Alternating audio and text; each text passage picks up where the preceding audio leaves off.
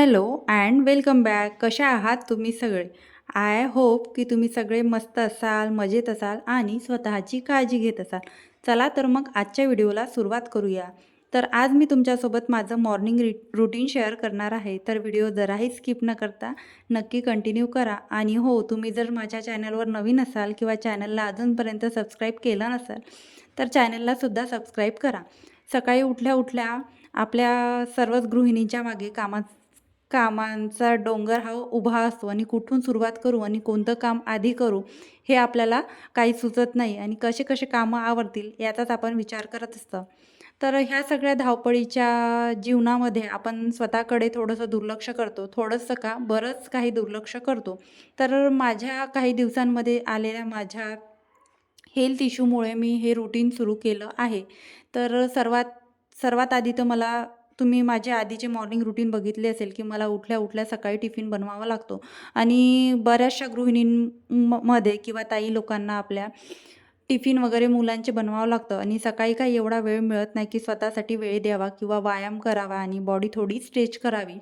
तर तुम्ही तुमचे कामं आवरून जेव्हा मिस्टर आणि मुलं शाळेत जातात आणि मिस्टर ऑफिसला जातात, मुलं शाळेत जातात. तर तेव्हा तुम्ही स्वतःला वेळ मिळतो, तेव्हा तुम्ही स्वतःची बॉडी स्ट्रेच करू शकतात. यूट्यूबवर असे खूप सारे व्हिडिओ आहेत, ते बघूनसुद्धा तुम्ही योगा वगैरे करू शकता. मला जेवढं काही येते तेवढं मी घरीच करते आणि थोडाफार व्यायाम करते. 5 ते 10 मिनिटात आवरेल असं मी व्यायाम करते आणि पटकन अशी कामाला लागते. तर हे रुटीन फॉलो करायचं कारण तुम्हाला आधी म्हटलं, की माझ्या हेल्थ इश्यूमुळे मी हे रुटीन फॉलो करायला लागली आणि याचा मला चांगलाच असा परिणाम झाला. तर एडिटिंग करून आहे की काय, तर माझा हा जो डावा हात आणि डावा खांदा खूप असा दुखायला लागला होता. त्यासाठी मी खूप साऱ्या मेडिसिन घेतल्या आणि मेडिसिन घेऊनही त्याचा मला काहीच उपयोग झाला नाही. म्हणजे जोपर्यंत आपण मेडिसिन घेतो तोपर्यंत आपल्याला छान वाटतं आणि मेडिसिन सोडल्या तर आपल्याला परत तसाच होतो. तो हाताचा पेन तसाच सुरू राहतो. त्यामुळे सुद्धा व्हिडिओमध्ये एवढी गॅप घेण्यात आली. तर त्यासाठी एकच मला बेस्ट उपाय दिसला, तो म्हणजे व्यायाम.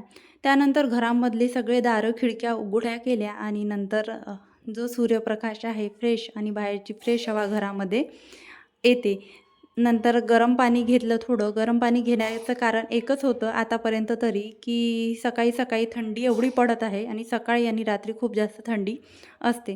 तर सकाळी-सकाळी थंडीमुळेच गरम पाणी प्यायला सुरुवात केलं होतं. पण आता त्या गरम पाण्याचे सुद्धा खूप छान असे फायदे मला जाणवले.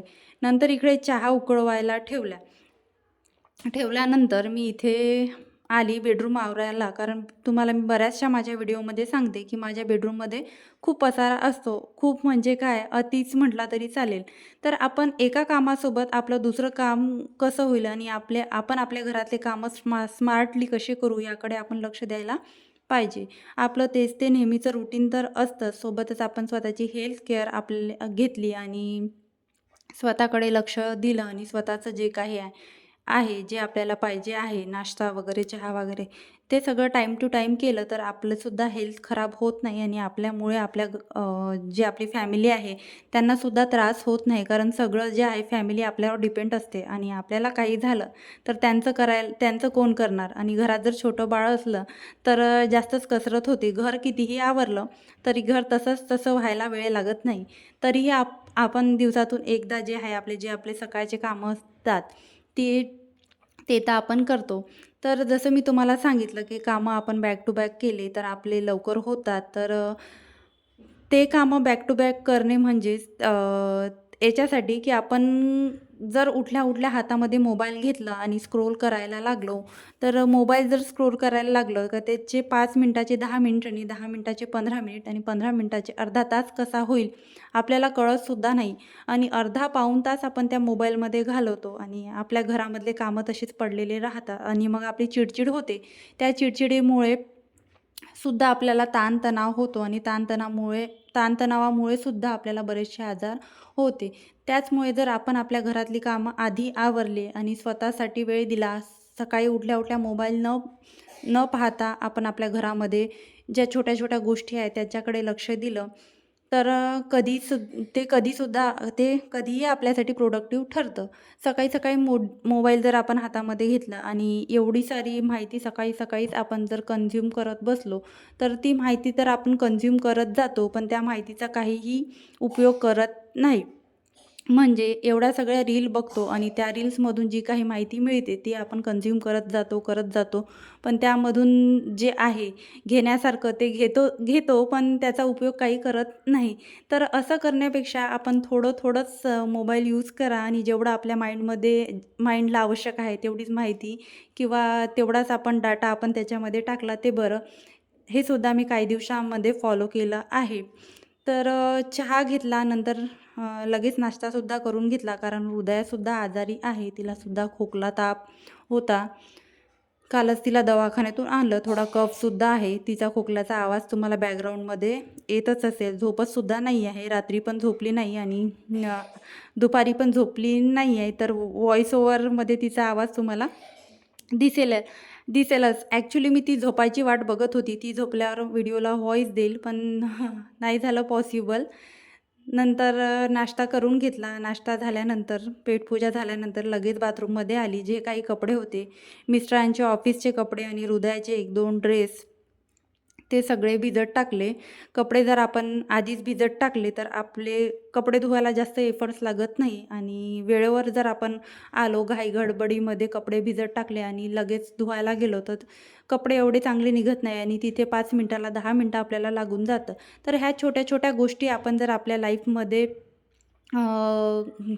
अप्लाय करणं सुरू केलं, तर खरंच या छोट्या-छोट्या गोष्टींमध्येच आपल्या आपल्या लाईफमध्ये आणि आपल्या दैनंदिन जीवनामध्ये बदल होत असतो. खूप असं मोठं केल्यावरच आपल्या लाईफमध्ये बदल होतो, असं नाही. होत असेल कदाचित, पण मी माझी सुरुवात जी आहे ती छोट्या-छोट्या बदलांपासूनच होते. ती घरातली असो की इतर कुठल्याही क्षेत्रातली असो. तर तुम्हाला मी सांगितल्याप्रमाणे हॉल तुम्ही बघू शकता. हॉलमधलं कार्पेटसुद्धा जसंच्या तसंच आहे. म्हणजे हृदयानी ते सरकवलंसुद्धा नाही. त्याच्यावर एक वळसुद्धा नव्हती. म्हणजे हॉलमध्ये आम्ही किती टाईम स्पेंड करतो हे तुम्हाला आजच्या व्हिडिओमध्ये दिसत असेल. तर सकाळी-सकाळी असं घर सगळं स्वच्छ केलं आणि नीटनेटकं ठेवलं तर घरामध्ये वेगळीच पॉझिटिव्ह वाइब येते आणि स्वतःलाच खूप छान वाटते आणि आपलं घर एका मंदिरापेक्षा कमी दिसत नाही. तर अशा पद्धतीने बॅक टू बॅक कामं माझे चालत असते. मी बऱ्याचशा व्हिडिओमध्ये माझं मॉर्निंग रुटीन तुमच्यासोबत शेअर केलेलं आहे. तर आज मिस्टरांना होती सुट्टी, तर आज आहे संडे. आजचा व्लॉग तुम्हाला आजच येणार आहे. तर आज होता संडे, मिस्टरांना होती सुट्टी. तर थोडं निवांत होतं. रोजची माझी मॉर्निंग रुटीन जी आहे ती मला सर्वात आधी टिफिन बनवावा लागतो आणि मिस्टरांचं कसं ऑफिस लवकर असतं. 8:30 पर्यंत मला चहा, नाश्ता आणि टिफिन रेडी करावं लागतं. तर मला स्वतःसाठी वेळ मिळत नाही. तर मी आधी अशीच करत होती. मला वेळच मिळत नाही, मला वेळच मिळत नाही. हृदया शाळेत गेली की मी योगा क्लास लावेल, मी हे करेल, मी ते करेल. हृदया शाळेत गेली, यूट्यूबसुद्धा बंद करून दिलं होतं आणि यूट्यूबसुद्धा हृदया शाळेत गेली की नंतर मी सुरू करेल असं मी माझ्या माइंडमध्ये विचार करत होती.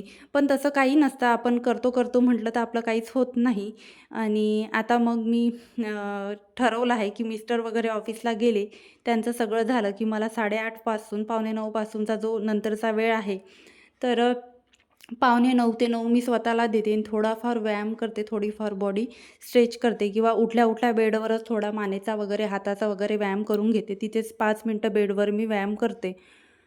तर असं केल्याने मला असं जाणवलं की दिवस माझा फ्रेश जातो आणि जो काही मला बॉडी पेनचा प्रॉब्लेम होता तो सुद्धा मला कमी वाटतो आणि मी तुम्हाला बरेच व्हिडिओमध्ये सांगते की माझ्याकडे पोछा मारण्यासाठी मॉप आहे. तर मी मॉपचा यूज करत नाही. तर तो याच कारणाने की आपला व्यायामच होत नाही आणि घरामध्ये एवढे काही कामं राहत नाही की आपला व्यायाम होईल. आधीच्या बायकांना खूप सारे कामं राहायचे. त्यांना जात्यावर दळण्यापासून सुद्धा चे कामं राहायचे. आता आपलं सगळं स्मार्ट वर्क झालेलं आहे. आपल्याकडे सुखसुविधा सगळेच आहे. काम काहीच होत नाही. त्यामुळे सगळे आपल्याला हेल्थचे इश्यू येतात. तर सध्या तरी मी पोछा मारासाठी कापडानेच पोछा मारते. बघूया पुढे जर नाही झालं माझ्याकडून तर मग मी पोछा मारायसाठी सुद्धा तो मॉपचा यूज करेल. म्हणजे जेवढ्या मशिनी आपण कमी यूज केल्या तेवढ्या आपण तेवढं चांगलं असं मला वाटते. त्यानंतर कपडे धुवायलासुद्धा मशीन नाही आहे, त्यामुळे कपडे भिजत टाकले की पटापटा आपटून घासून काढले की छान असे कपडे निघतात. एवढा काही मला त्रास वाटत नाही त्या गोष्टीचा आणि आता सवय पडली आहे आणि शिकत पण आली आहे की नाही, या कामाला एवढा वेळ दिला आणि त्या कामाला तेवढा वेळ लागतोच. इकडे-तिकडे टाईमपास न करता पटकन ते काम आवरलं आणि आपण छानपैकी बसून राहिलं, आपण आपले वेगळे कामं केले, तर ते सुद्धा होतं होतं. तर तोच मी आता विचार घेऊन आता पुढे चालत आहे. आता परत नवीन वर्ष लागत आहे. नवीन वर्षात पण नवीन-नवीन संकल्प करायचे आहे आणि आता जो मी हा संकल्प केला आहे, काही झालं तरी व्यायाम करायचा, मानेचा, हाताचा व्यायाम करायचा, काही न झालं तरी बेडवर बसल्या-बसल्यासुद्धा बॉडी स्ट्रेच करायची उठल्यावर. तर या गोष्टींची मी सुरुवात केलेली आहे. तर तुम्हीसुद्धा काही संकल्प केले आहे का? नवीन वर्षात तुम्ही ह्या गोष्टी करणार आहात आणि नवीन वर्षात तुम्हाला हेच करायचं आहे, ते मला कमेंटमध्ये सांगायला विसरू नका. तर कपडे वगैरे धुणं झाले माझे, बॅक टू बॅक माझे कामं आणि हे रुटीन मी बऱ्याचशा व्हिडिओमध्ये तुमच्यासोबत शेअर करत आली आहे आणि तुम्हालासुद्धा माझं मॉर्निंग रुटीन बघायला खूप आवडतं. नंतरचं काम आहे माझं बाथरूम स्वच्छ करणे, म्हणजे जे जास्त यूज होते घरामध्ये, सिंक आणि खालचं जे बाथरूम आहे ते सर्वात जास्त यूज होतं. तर कपडे वगैरे धुण्यासाठी बाथरूम स्वच्छ लागतं, त्यासाठी मी बाथरूमसुद्धा धुवून घेत असते आणि ही हँडवॉशची बॉटल तीसुद्धा हृदया खराब करते. कधी-कधी तर हँडवॉश खेळायला घेते. तिचा बेसिंगवर हात पुरतो आणि बेसिंगच्या तिथे खेळत राहते. बेसिंगलासुद्धा हात लावत राहते. त्यामुळे बेसिंग मी स्वच्छ ठेवत असते. अशा पद्धतीने आपण घरातल्या वस्तूंसाठी, घरासाठी 5-5 मिनिट आपण काढले आणि घरातली स्वच्छता केली तर आपल्याला छान वाटतं आणि एकदम असं बर्डन आपल्यावर येत नाही. खूप असं कामाचं बर्डन येत नाही आणि आपलं घर असं खूप घाण दिसत नाही.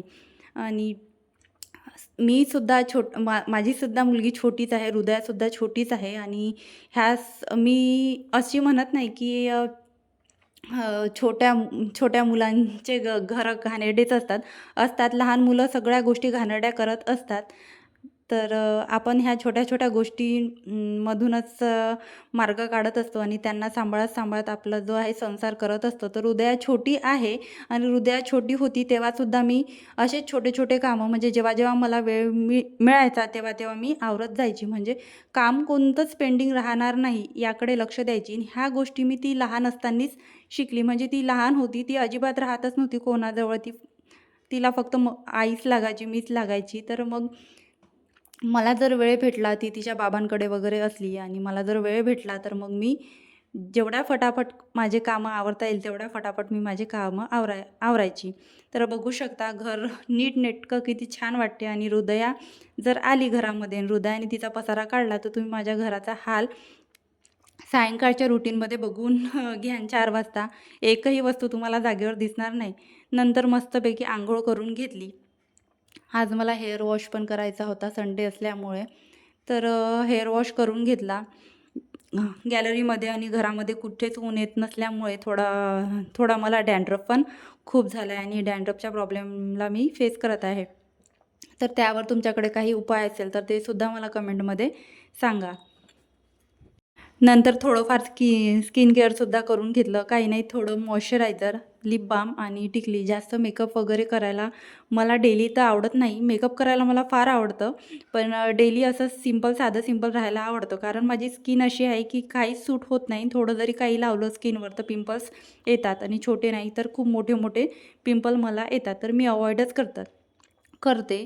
त्यानंतर बॉडी लोशनसुद्धा लावून घेतलं. आता हिवाळा आहे आणि हिवाळ्यामध्ये डॅन्ड्रफ झाला आणि हे जे स्किन ड्रायनेसचे प्रॉब्लेम झाले, हे सगळे आपल्याला फेस करावं लागतात. म्हणून आपण आपल्या बॉडीची काळजी घेतलेली आधीच बरी. तर नंतर स्किन केअर वगैरे सगळं आटोपल्यावर, घरातली सगळी कामं आटोपल्यावर मग माझं नंतरचं काम येतं ते म्हणजे देवपूजा.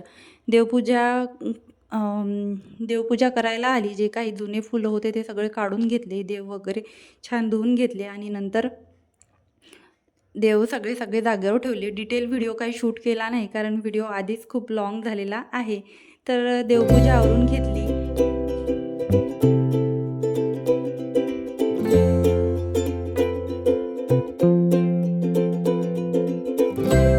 तर कसा वाटला तुम्हाला माझा आजचा व्हिडिओ आणि कसे वाटले तुम्हाला मी केलेले माझ्या रुटीनमधले बदल मला कमेंटमध्ये नक्की सांगा.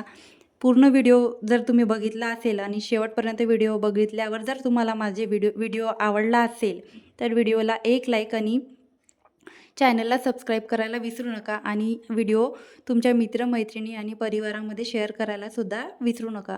भेटूया अशाच एका नवीन व्हिडिओ ब्लॉगमध्ये. तोपर्यंत बाय बाय. स्वतःची काळजी घ्या आणि मस्त राहा.